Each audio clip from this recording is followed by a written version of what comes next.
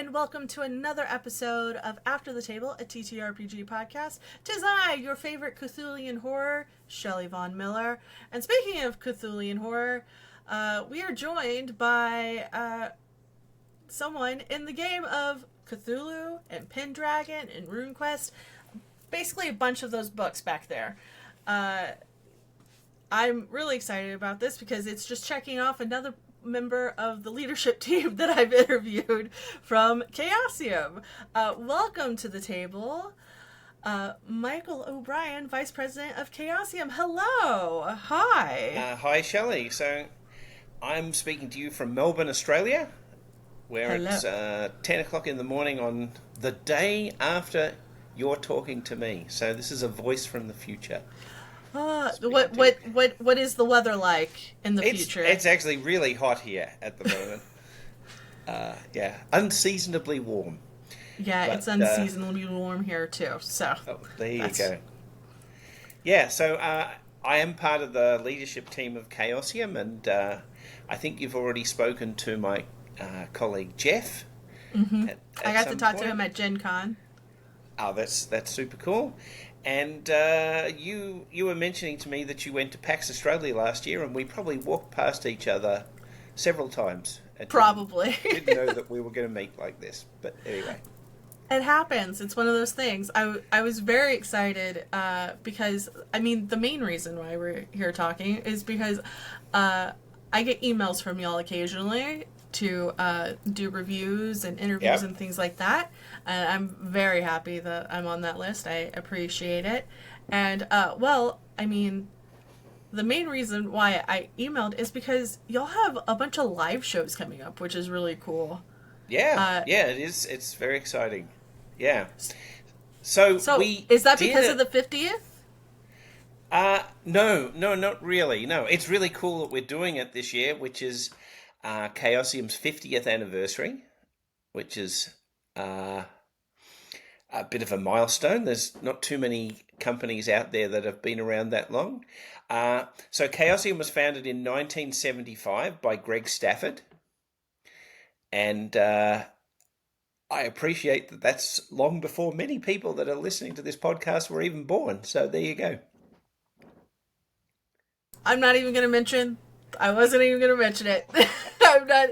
But I think that's great. I think the fact that tabletop has survived that long and that it's grown into quite a venture, not just for the companies, but for those people who enjoy the games themselves, who've gotten inspiration and made their own games or, became, writers at the companies that they love working or they love playing games at.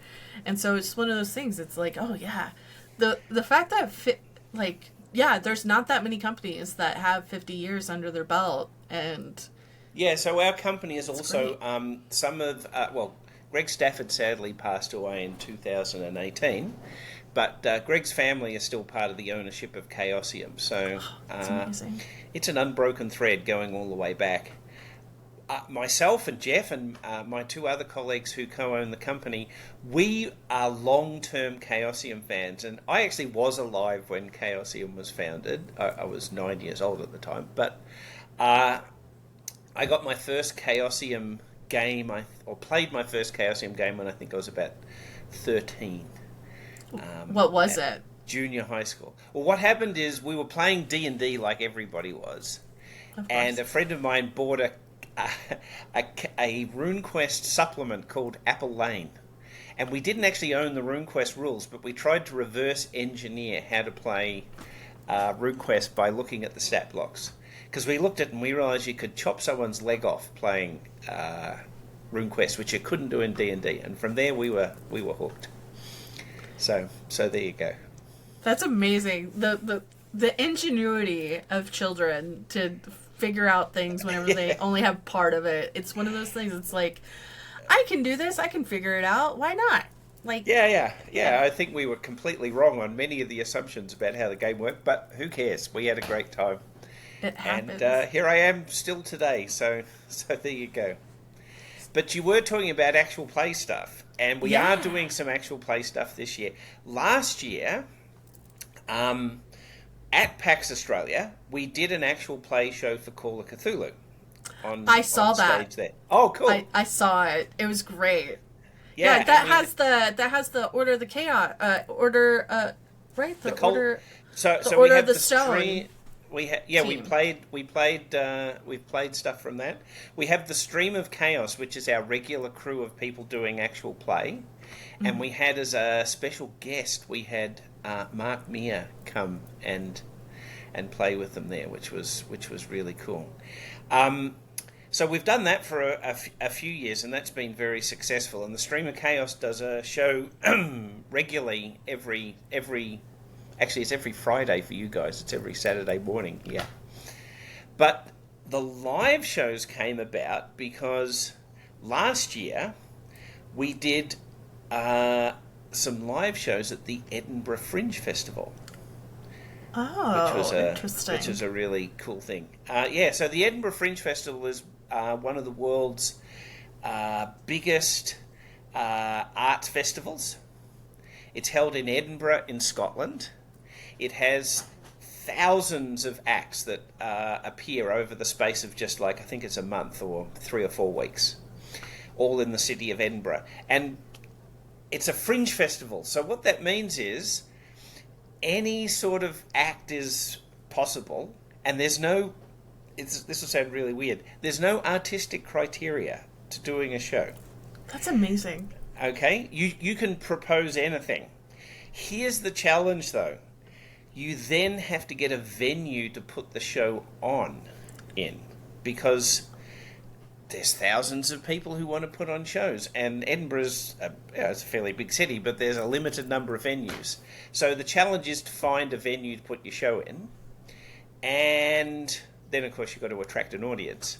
So we thought, there've been some sort of D&D-ish shows, more sort of comedy type shows that have been done in previous years, but no straight actual play had ever been done at the Edinburgh Fringe, as far as we could see.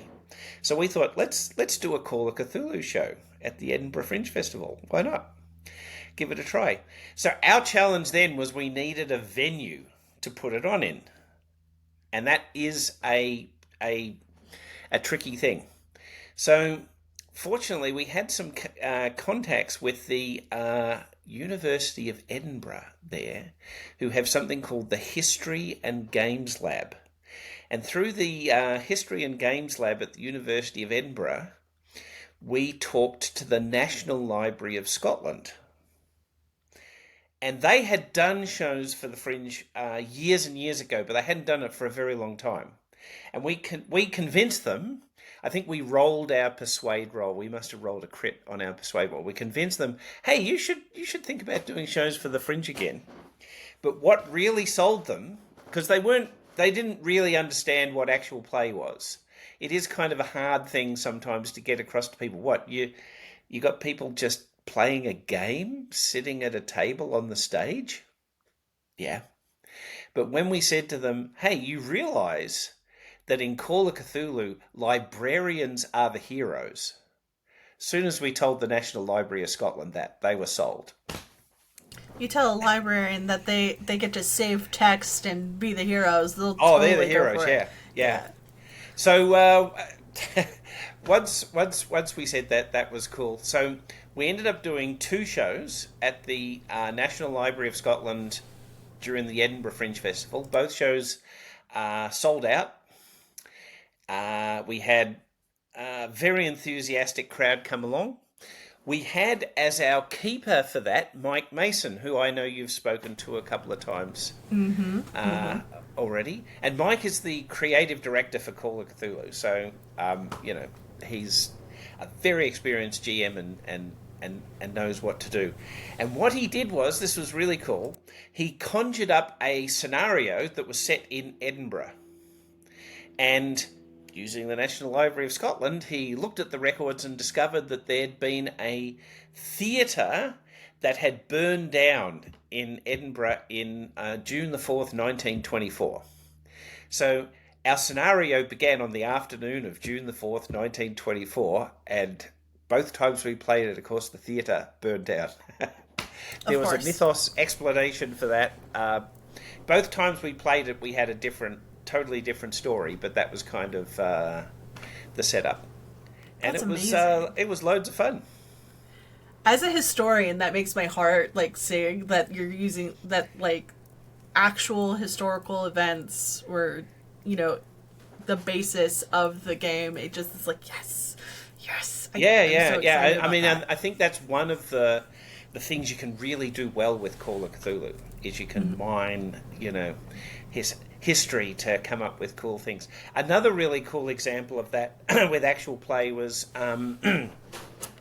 a colleague of mine here in Australia, David Waldron, who's an academic at a university in the city of Ballarat.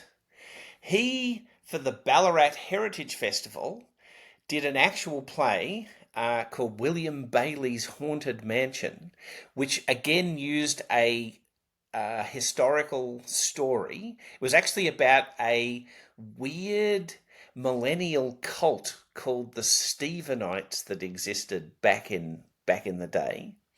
And they did that as an actual play at this heritage festival. I remember going up to see that, and oh, that was super cool. That actually had a band playing sort of atmospheric music at different points, which was really cool. And David had come up with a whole lot of maps and plans and documents from the time. And then what I thought was really cool, and this is what you can do in a game that's fiction, is the player characters, the investigators, were actually real people from the time, but they they probably had never met each other. For example, he wanted to have one of them was a woman who was like the first graduate of medicine from the university, and she actually lived, I think, 10 years later than one of the other characters that was in it. But who cares? We're doing a fictional show, so Yeah, the magic of storytelling. yeah, exactly. And so that was fun, and I know that this year for the Ballarat Heritage Festival, they're doing another one. They're doing a a scenario by a Miskatonic repository creator, Jane Routley, and it's called A Midsummer Night's Darkness, and it's about suffragettes. And they use suffragitsu, which is a martial art the suffragettes practiced to fight the mythos. So that's going to be a load of fun That's gonna as be well. amazing. Oh Yeah, my.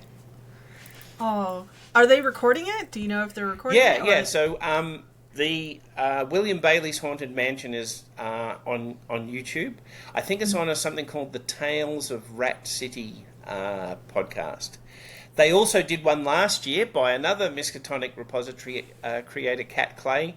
She had written a scenario called The Hammersmith Haunting, and that was set in Hammersmith, which is a part of London.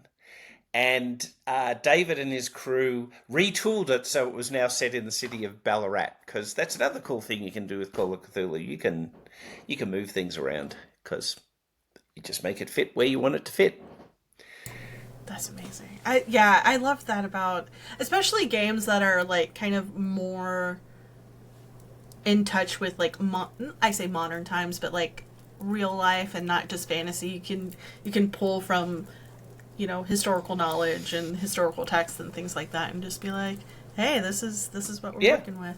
and put your own twist and spin on it and everything else. So and I really think Call of Cthulhu lends itself really well for that. Are we going to see anything? I know Melbourne Fringe is around the same time as PAX Australia, so that's a little heavy burden to Yeah. bear. But are we going to see maybe a Melbourne So Fringe in the future? I've definitely thought of the idea of doing more Call of Cthulhu actual play at other fringe festivals. There's a very big fringe festival in Australia called the Adelaide Fringe. Adelaide's another city here in Australia, and the Adelaide Fringe is probably the biggest fringe festival in this country. And unfortunately, that was actually a couple of weeks ago, and I didn't have I was busy setting up what I'm going to talk about shortly, and so I didn't get time to do that. And what I've been very busy working on is another set of actual play shows on stage, which are going to take place in the UK in a few months' time. Yeah, I'm kind of jealous because it's starting on my birthday. There you go. It's like, oh, It's like, oh, I'm not gonna be able. I wish I could like go over there. I haven't been to the UK in a while, so and I did not go to Birmingham whenever I was there. So Right. So what we're doing is we're doing a show called Call of Cthulhu Live, and it's going to be on stage in 5 cities in the UK, and that starts at the end of May, on the 29th of May. It's going to be in Birmingham, Brighton, London, Manchester, and Glasgow. The last show's on the 4th of June.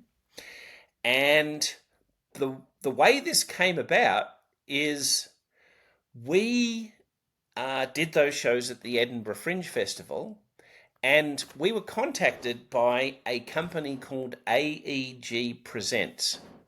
And AEG Presents is one of the world's biggest theatrical, promoters and so on. And it was very gratifying. They said, "Oh, look, we saw your show Graveyards of Arkham, which we have on YouTube, which was really cool. And we hear you doing this show at Edinburgh. We'd like to come up and see it." And we said, "Oh, sure, that'd be great." After they saw the show, they met me in London to talk about, hey, let's take this show on the road and do it in theatres around the UK. So that was really cool. And AEG Presents has done, I think they've done a whole, I think they even do Taylor Swift. But like, bringing it back to actual play, they are the people that did the Critical Role show at Wembley Stadium, for example. So they're very switched on to the potential for actual play to be a fun and entertaining thing for people to go and watch. yeah, that's I love.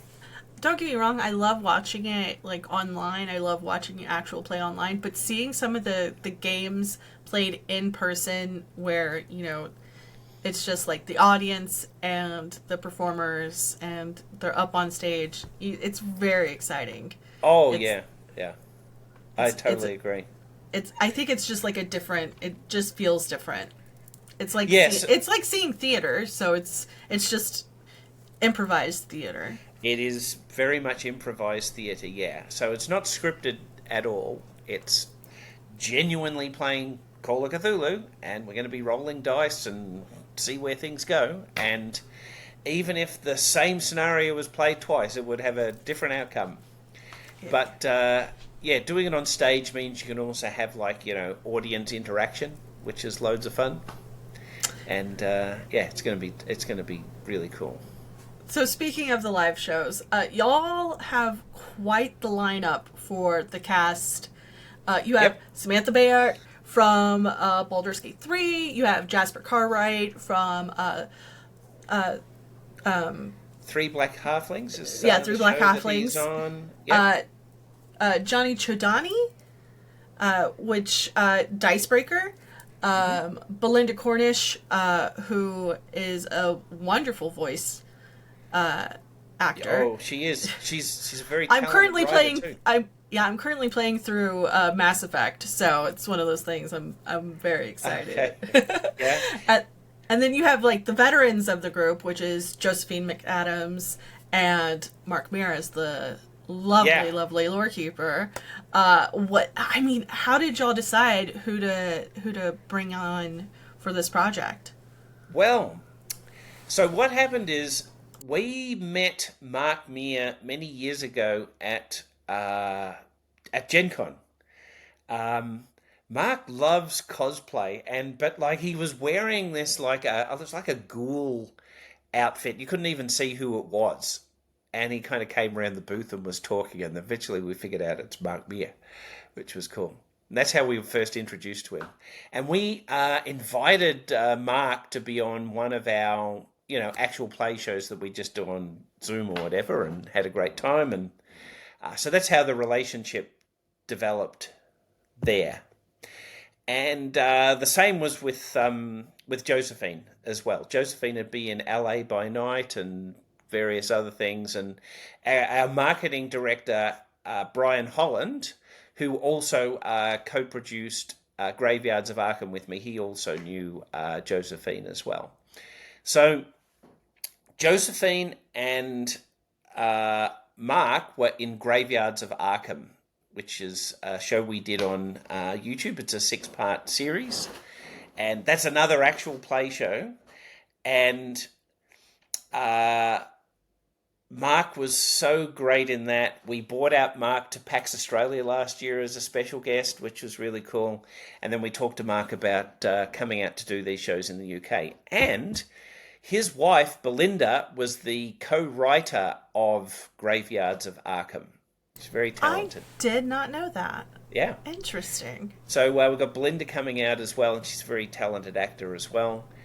And then I worked with AEG and specifically actually with Josephine to come up with the other cast members. And they're all UK based. Mark and his wife are coming out from Mark and his wife are actually Canadian. They're coming out from Canada, but everybody else is UK based. We haven't announced this yet, but we're also hoping to have some walk-on guests at the different shows. So like there'll be one-off people. And some of these were people that we would have loved to have had in the cast for the whole week, except they just couldn't commit to the whole time because they were busy making Netflix TV series and other things, which I can't reveal now. That happens. Yeah. So that will be fun too. So we'll have some walk-on people come and do things.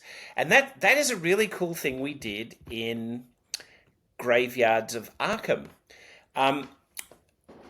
That, and we had a previous series called Bookshops of Arkham, which also featured Mark Meir as the keeper. And those shows had a really interesting feature, which is when a non-player character comes out to do their bit, rather than just have the keeper do it, we brought in other people to be that person. So, for example, in Graveyards of Arkham, as well as the core cast, Becca Scott comes out and does her turn as the slightly strange landlady. She appears a bit just slightly strange. Just slightly. Oh, yeah, very athletic. And we had Paula Deeming and Andrew Lemon from the H.P. Lovecraft Historical Society. And actually, Belinda also came out and did a turn as an NPC. So the cool thing is, the NPC comes and sits down next to the keeper and does the interaction with the players, which is, I think, a really cool way of going beyond just doing it as conjuring it as, theatre in the mind. Yeah, it gives one of those things that I love about seeing it live is, you get to there's another level to it that you're not just relying on your GM or your keeper to tell the story. You have a cast. Yep. A cast to just be like, all right, here we go. This is I don't have to make a silly voice. Yeah, and we got a really talented cast, so it just makes it a wonderful experience. So with Graveyards of Arkham, we were also really fortunate that we made it in the middle of, there was that strike on in Hollywood last year, or the year before, whenever it was, and there were a whole lot of people that we had as the crew for this production that would normally be working on shows like The Mandalorian and so on, but they didn't have any work, and they came on and worked on our show, which they were allowed to do. The actual play was actually excluded from whatever you weren't allowed to do or whatever for that strike. But that just meant the show looked amazing because, our director of photography and our sound people and everything else were, full-time Hollywood professionals that came in to work on the show for us, which was wonderful. I know because I know the team of Chaosium is international. You Yep. and Brian are in Australia. You've got people in the UK. You've got people in the United States. How does a production like this happen? Because I know whenever I talk to Brian, I wish I had that footage still. It got corrupted. One of the things that he said was like the biggest issue, not the issue, but like the biggest thing was like doing production, like all the pre-production in Australia while everything's getting ready to be filmed in the States. Yeah. So you got to juggle time zones. So one of the things that I have just uh, had to live with is sometimes I have business meetings that start at midnight, and the reason is if you're trying to juggle someone in, say, Poland, in the United States, and in Australia, somebody's got to have the shitty time. And generally, if I'm the person scheduling the meeting, I guess I got to take the shitty time. But the thing is, I'm actually a bit of a night owl, so I would much rather, for example, do a meeting starting at midnight than one starting at 6 a.m. So it's all about preference. So there's that. The other is, so Brian and I were both the co-producers for Graveyards of Arkham. We had actually gone out and visited, we filmed it at the Good Time Society studio in Los Angeles. That's Becca Scott's company. And actually, on our way back from Gen Con that year, we went to LA and met with Becca and Jake and Matt, who are the key people there. And the key takeaway I got from looking at the studio was how tiny it was. You don't really get that sense looking at it when you see It the looks filming. huge. It Yeah. looks huge. Oh, they did this really cool effect. It looks like you're in a graveyard, but that only went back about this far. But yeah, I got the sense of just how tiny the studio was and how many people were going to be there. So I made the conscious decision to say when we do the filming, Brian is going to go over to Los Angeles to be there on set. I'm going to stay in Australia and uh, do whatever needs to be done remotely just to cut down the number of people there because literally people had to stand outside because there just wasn't enough room in the building to fit everybody at the time. I mean, they were a totally professional outfit and everything, but I was just very conscious of the limitations of space that were there. And yeah, the production went brilliantly, but it didn't need me there as well. In fact, it was kind of helpful for me to be here because Brian could shoot back if there were any issues that needed solving, and I can just sit at my desk and power on trying to get it sorted out. So that filming went over the space of about I think it was like 5 or 6 days, Oh, wow. Whew. and we ended up having a 6-part series which you can watch on the Chaosium YouTube channel. We've also got it available as like a podcast on Spotify as well, and a Nice. lot of people have been enjoying listening to it that way too. It's a great watch. I watched all the episodes. I was like, oh, this is good. This is good. Yeah, I'm we've had a great reaction to it.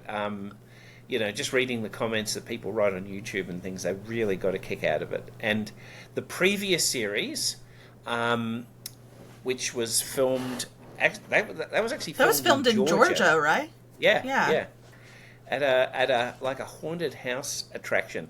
That's also had a huge response, and people really love that one too. So that's worth checking out too. Now that one, if we're talking about the challenges of doing actual play, that had a bit of a disaster because one of the episodes, the audio track, speaking of files getting corrupted, the audio track somehow corrupted and was unavailable. So they literally filmed a 2 hour episode, and months later, when the post production was being done, there's no audio or whatever. So how can you fix that? You can't really go back and lip sync it all. That would just be insane. Yeah, ADR, it's expensive and it takes a lot of time. Yeah, and we'd also have to call back all the cast from wherever they were. Yeah, that wasn't going to happen. So we were scratching our heads thinking, how are we going to save this? Because it was like, I think it was literally episode 5. And there's still one more episode after this. So this was brilliant work by Belinda specifically. Belinda and Darren, who are the two co-writers of Bookshops of Arkham and Graveyards of Arkham. Darren Ormandy, that is. And Darren's day job is he is a creative writer for Weta Workshop. And he is a very talented guy too.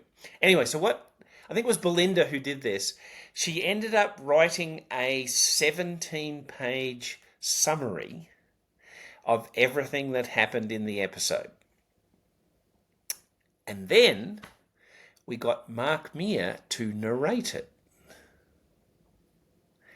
And because Mark Meir is a superlative voice actor, and Belinda is a superlative writer, that was delivered magnificently. And so we just had to own the problem and say, hey, look, okay, this is the episode.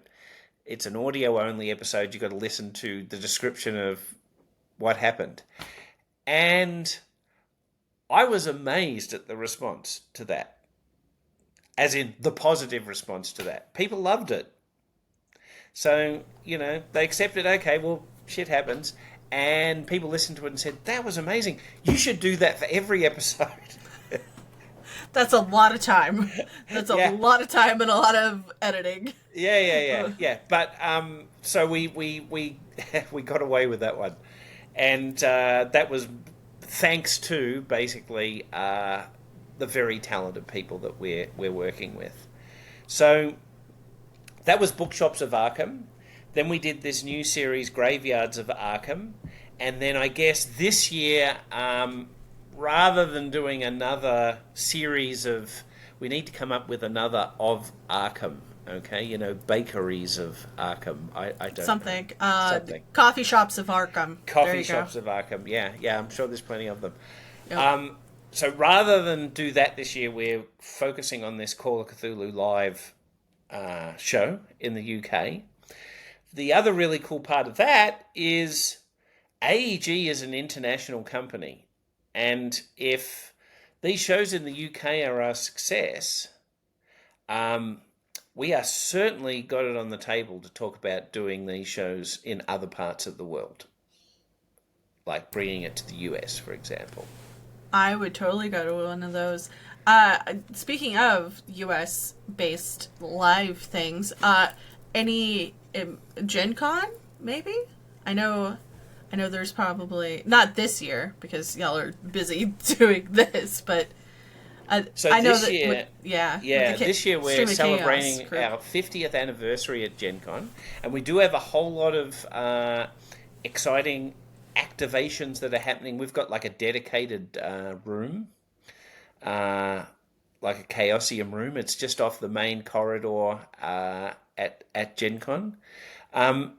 I don't think we're actually doing an actual play show, but our very good friends, the Glass Cannon Network, are. And they also do shows. They go on tour in the United States. I know that they go and do actual play shows in different places from time to time. So that I did not know. Yeah. So we're going to emulate that with. We'll try and do a Call of Cthulhu. After we've done the UK shows, if they're a big success, which I'm kind of hoping they are, then we definitely want to talk about how we could do that in other places, and maybe we could even come to Texas. There are plenty of places, lovely historical theaters that would love to have that type of, thing done. So, yeah.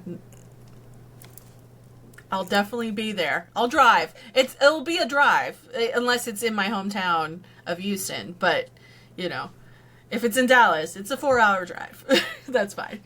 Yeah, and Austin has a big festival called South by Southwest, doesn't it? As of filming this right now, it's going on right now. Oh, okay. Yeah, it used to be a little bit longer. It used to be like 3 weeks, but they've cut. I think during COVID, they finally cut it back down to a week and a half. So because that could be the sort of event you could do a Call of Cthulhu actual play in too. That's something to think about. Maybe, they have tons of activations there. Yeah. It's all on the table. We'll see how it all pans out. But I guess our big thing for this year is these shows in the UK.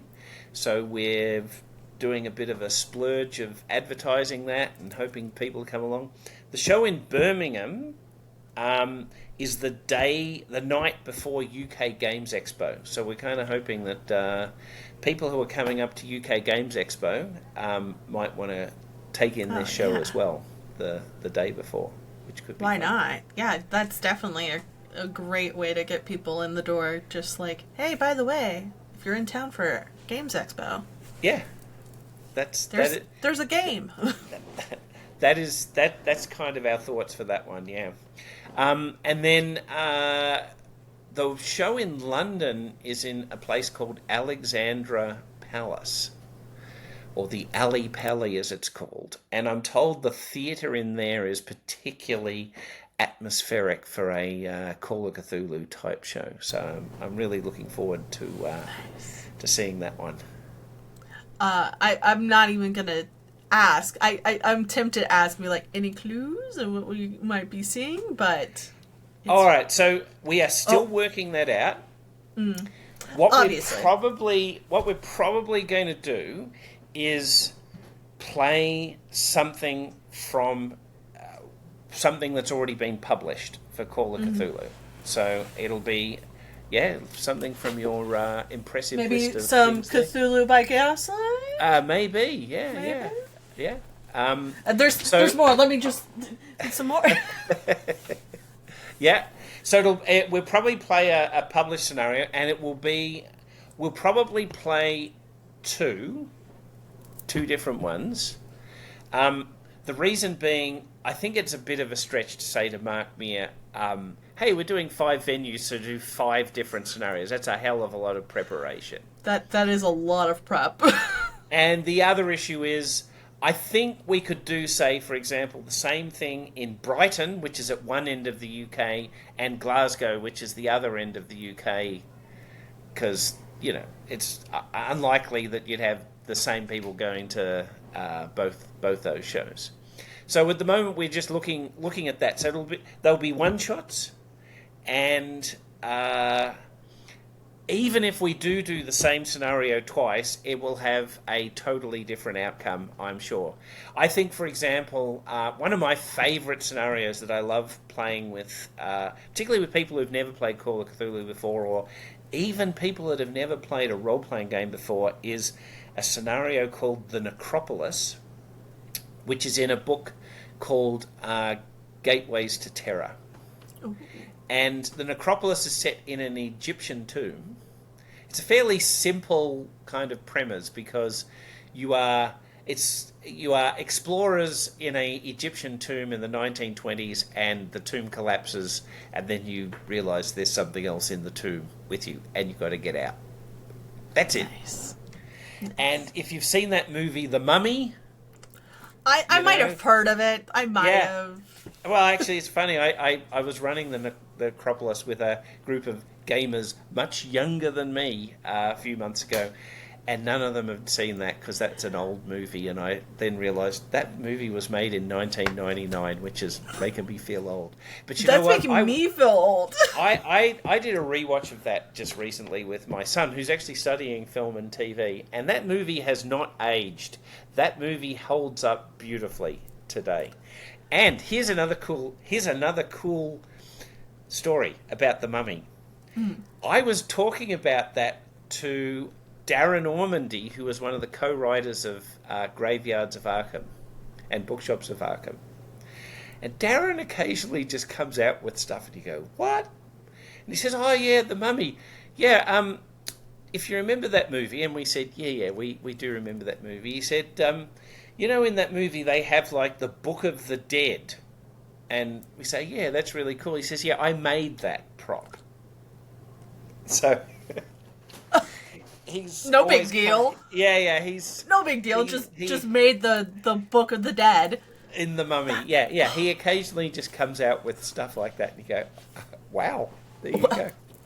Yeah, there you go. Yeah.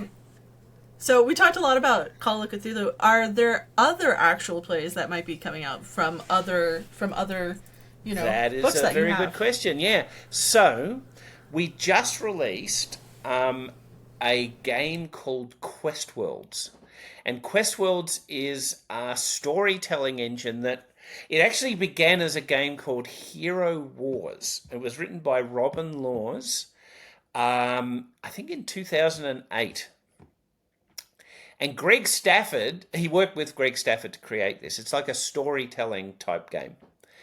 And Greg really wanted to call it Hero Quest for reasons related to his shamanic explorations that he was doing. But Hero Quest wasn't available because there was that old Milton Bradley board game called Hero Quest, which has got nothing, totally unrelated. Then, I think it was about 2012 or something,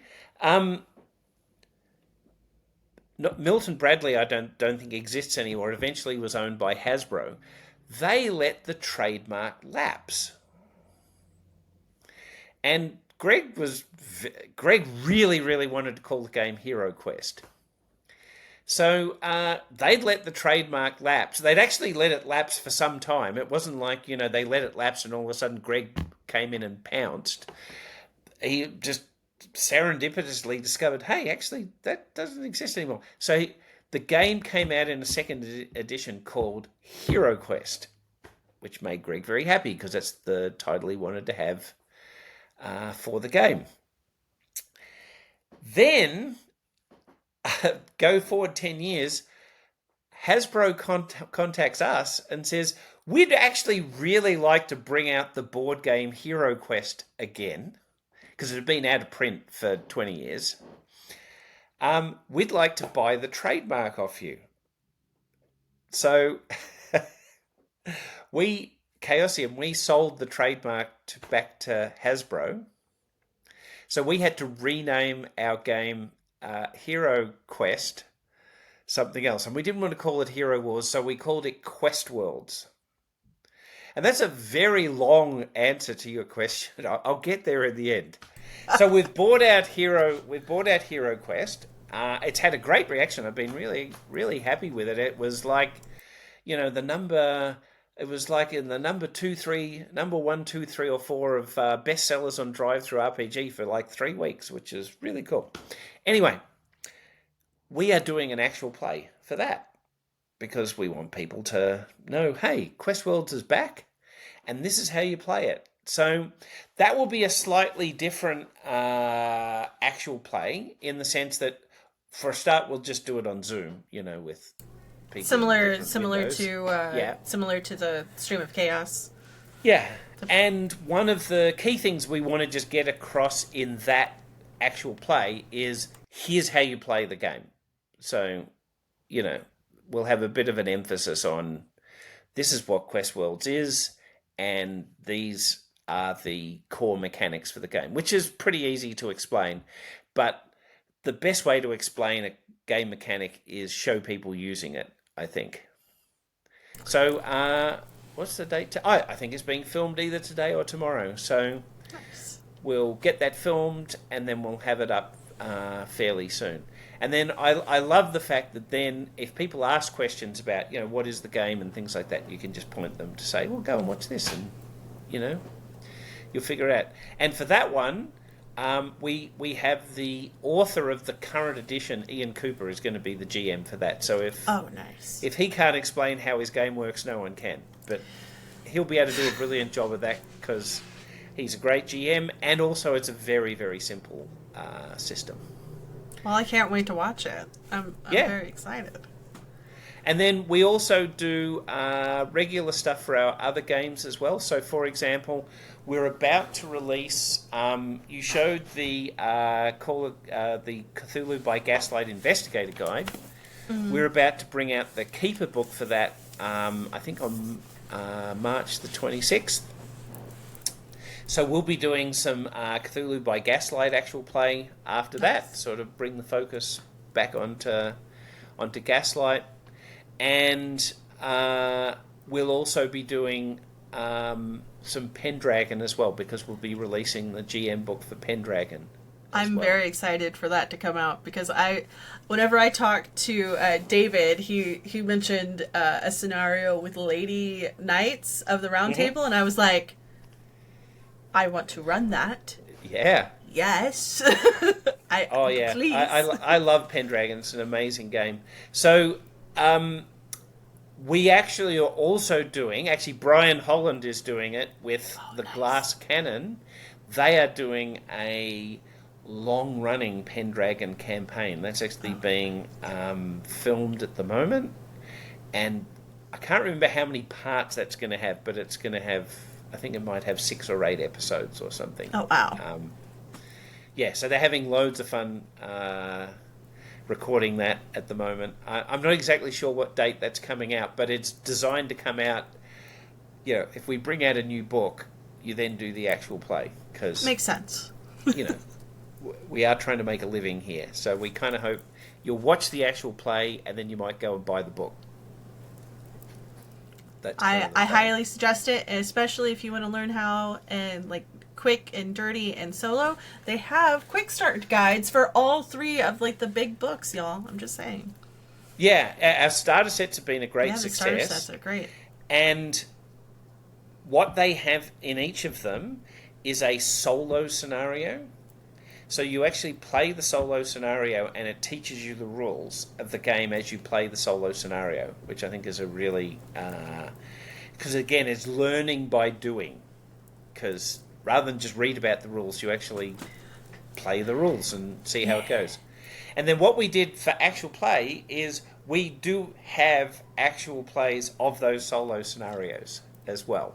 Are those up on the YouTube?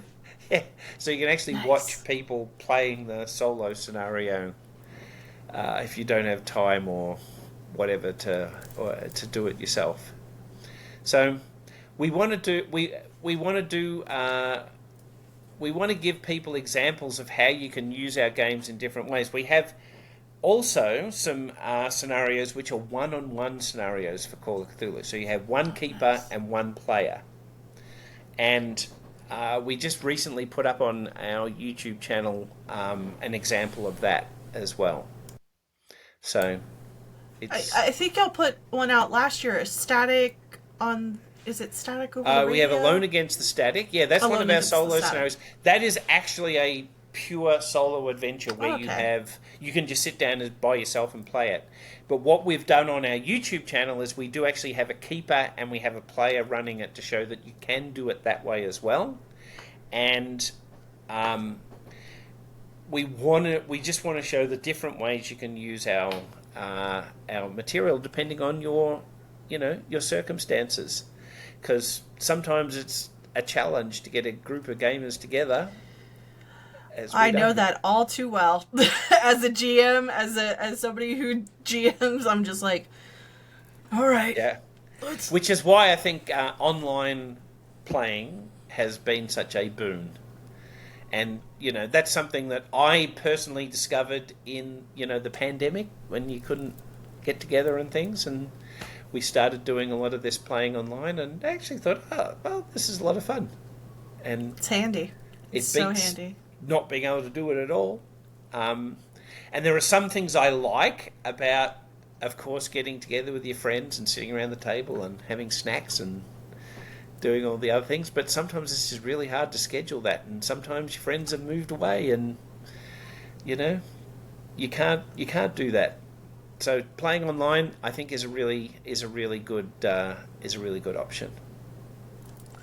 Well, Michael, where can people pick up these books that we talked about?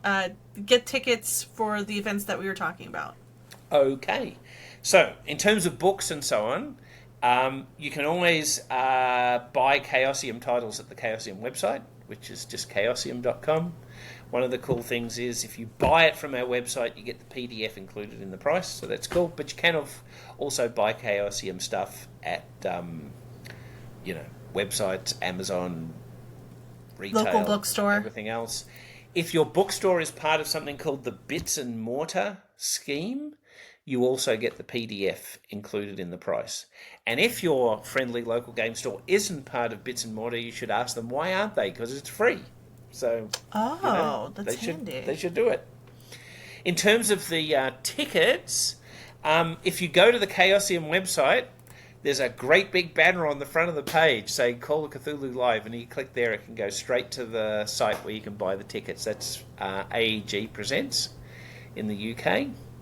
And look, I know that if people are not in the UK, it's a big ask for them to come along, but if you're in the UK, we'd love you to come along to Call of Cthulhu Live. There's 5 different cities it's happening, and we think it's going to be loads of fun.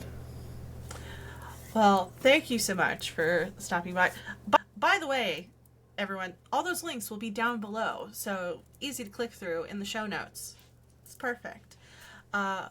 Speaking of links in the bio, you can find me everywhere on the internet at Shelly Von Miller, to include Patreon and Fourth Wall memberships, where you get early access to episodes of the podcast and other content I make. It's a great way to support me and get just it helps, y'all. It helps. I'm a content curator, just trying to make it in this world. With that being said, I love you guys very much, and I will see you on the internet. Goodbye.